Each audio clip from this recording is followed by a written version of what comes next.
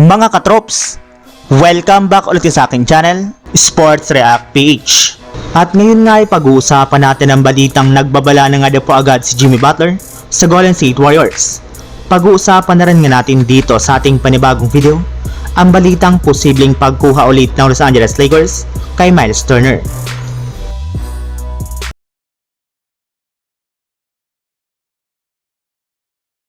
Naging maganda nga po mga katrops ang umpisa ni Jimmy Butler sa Golden State Warriors matapos silang magkaroon ng 3 wins at 1 loss na record sa kanyang unang 3 laro. Kaya naisalba pa nga po niya ang kanilang team sa kanilang ginawang 6-game road trip kung saan nagkaroon nga po sila dito ng record na 3 wins at 3 losses.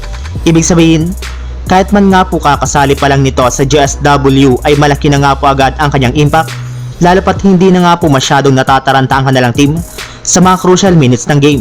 Pinanindigan na rin naman nga po nito ang kanyang sinabi noong unang araw na sumali siya sa Warriors na gagawin talaga niyang lahat ng kanyang makakaya upang matulungan lamang si Stephen Curry na makakuha ng panalo. Pinangako na rin naman nga po nito sa mga fans na makakakuha na nga po sila ng kampyonato ngayong taon despite sa mga nangyaring hindi magaganda sa kanilang team ng mga nagdaang linggo. Yes, matapang na nga pong nagbabala si Butler sa buong NBA ng GSW ang makakakuha ng titulo ngayong taon at hindi nga po nila uurungan ang lahat ng mga teams na kanilang makakalaban. Samantala, punta naman tayo sa ating sunod na pag-uusapan sa balitang posibleng pagkuha ulit ng Los Angeles Lakers kay Miles Turner.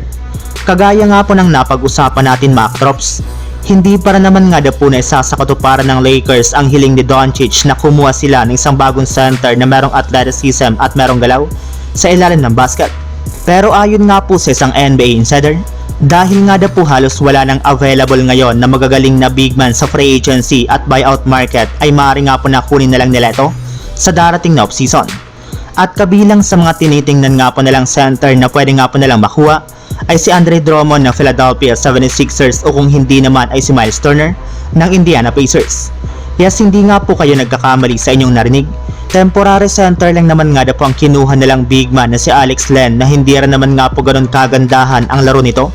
Kaya plano na nga po ng Lakers ang pagkuha nila kay Miles Turner sa darating na off-season since patapos na rin naman ang kontrata nito sa Indiana Pacers.